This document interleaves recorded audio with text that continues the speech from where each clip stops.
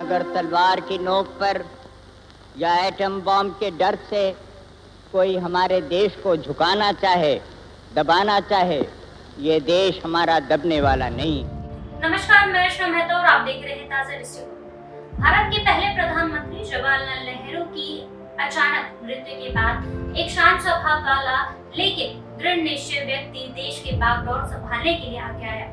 उस समय देश बाहरी खतरों, आंतरिक स्थिरता और आर्थिक संकट से जूझ रहा था, लेकिन ये व्यक्ति भारत के दूसरे प्रधानमंत्री लाल बहादुर शास्त्री अपनी सरलता और सख्त संकल्प के साथ खड़े रहे।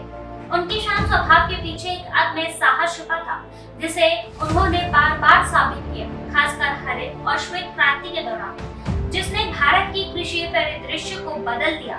प्रारंभिक जीवन संघर्ष की कहानी। लाल बहादुर शास्त्री का जन्म 2 अक्टूबर 1904 को उत्तर प्रदेश के मुगल सराय में हुआ था।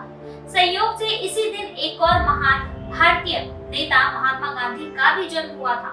उनके पिता शारदा प्रसाद श्रीवास्तव इलाहाबाद में राजस्व कार्यालय में एक क्लर्क थे, लेकिन लाल बहादुर शास्त्री मात्र 18 महीने के थे जब उनके पिता का निधन हो गया।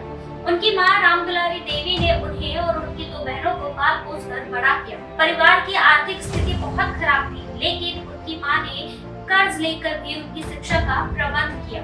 बचपन से ही शास्त्री जी में दृढ़ता और सरलता के गुण नजर आने लगे थे। एक कायस्थ परिवार में जन्मे शास्त्री को उस समय के प्रचलन उर्दू में शिक्षा ग्रहण करने की परंपरा का पालन करना पड़ा। हालांकि गरीबी के कारण उन्हें कठिनाइयों का सामना करना पड़ा। वे तपती धूप में नंगे पैर कई मील पैदल चलकर स्कूल जाते थे।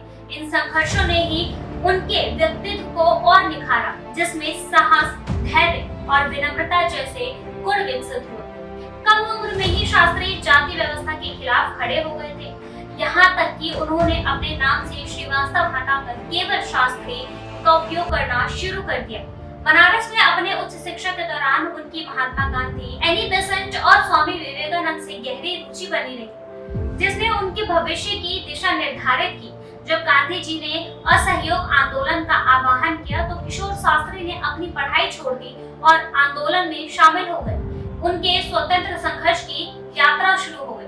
महज 17 साल की उम्र में शास्त्री को असहयोग आंदोलन में भाग लेने के कारण गिरफ्तार किया गया, लेकिन इस गिरफ्तारी ने उनकी स्वतंत्रता की आग को और भड़काया। 1926 में उन्होंने वाराणसी के काशी विद्यापीठ से शास्त्री की उपाधि प्राप्त की, जिसे उन्होंने जीवन भर अपने नाम के साथ जोड़ा रखा।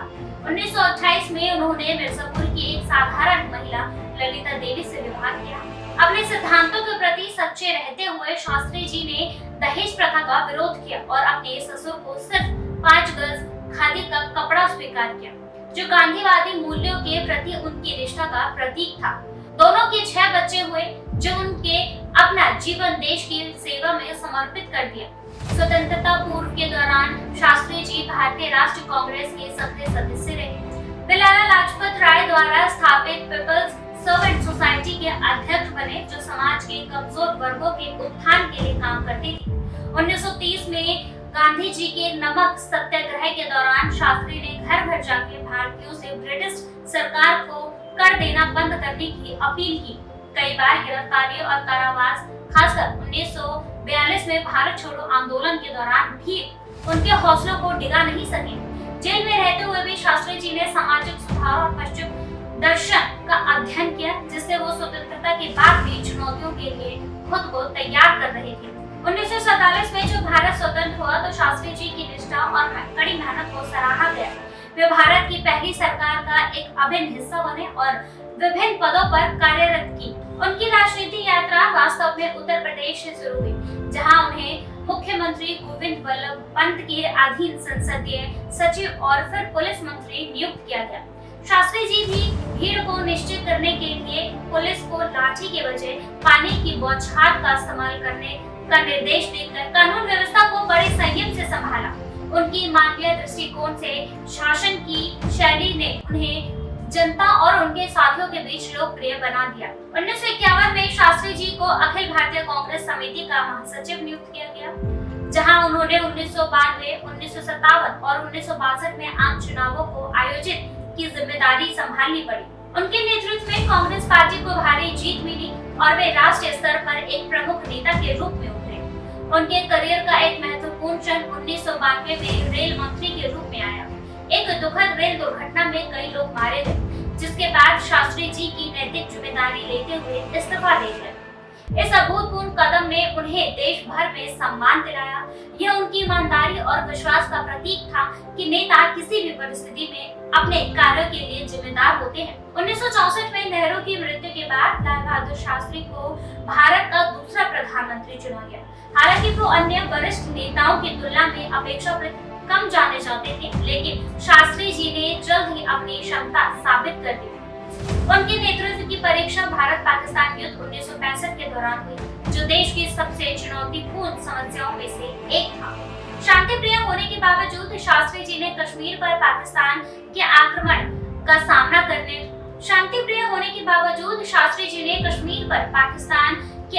का सामना करने में कोई संकोच नहीं किया। उन्होंने देश को युद्ध के दौरान शांति और अडिगता के साथ नेतृत्व किया, ये साबित करते हुए कि वो न केवल एक शांत नेता थे, बल्कि साहस और दृढ़ता के प्रतीक भी थे। इसी समय उन्हें जय जवान जय किसान का नारा दिया, जो भारतीय जनता के बीच एकजुटता का प्रतीक बन गया। ताकि कोई दूसरा हमारी तरफ टेढ़ी नजर भी उठाकर देखे तो हम उसका पूरी तरह से मुकाबला कर सकें। मैं आपसे कहूँगा कि 2 नारे आज लगें। 2 नारा अगर आप लगाएं तो वही असली नारा है आज देश की ज़रूरत के मुताबिक। एक तो जय जवान का और दूसरा जय किसान का। ये 2 नारे मैं समझता हूँ कि आज हमारे देश के लिए ज़रूरी है। एक जय जवान और एक जय किसान, और फिर उसी से सारे देश का एक जय हिंद का नारा लगता है। तो मैं आपसे ये 3 नारे आपके सामने कहता हूँ, आपसे आशा करूँगा कि आप उसे दोहराएंगे।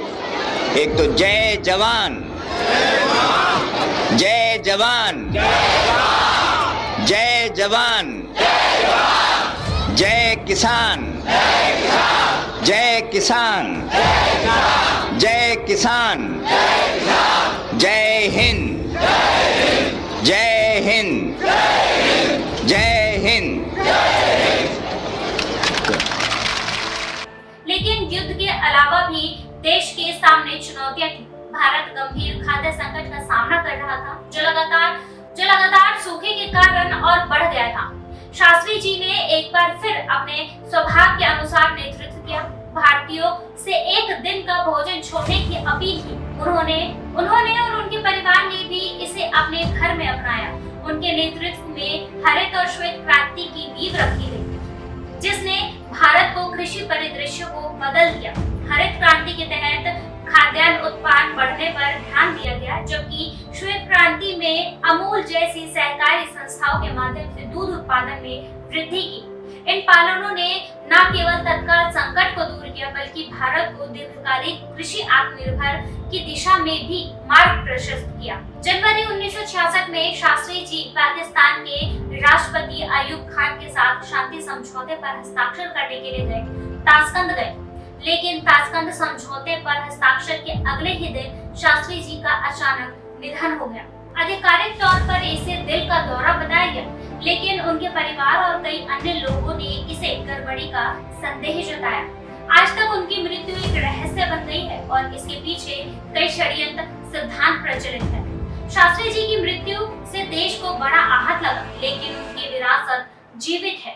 उनके योगदान के सम्मान में लोग मरणोपरांत भारत रत्न से सम्मानित किया गया, जो भारत का सर्वोच्च नागरिक सम्मान है।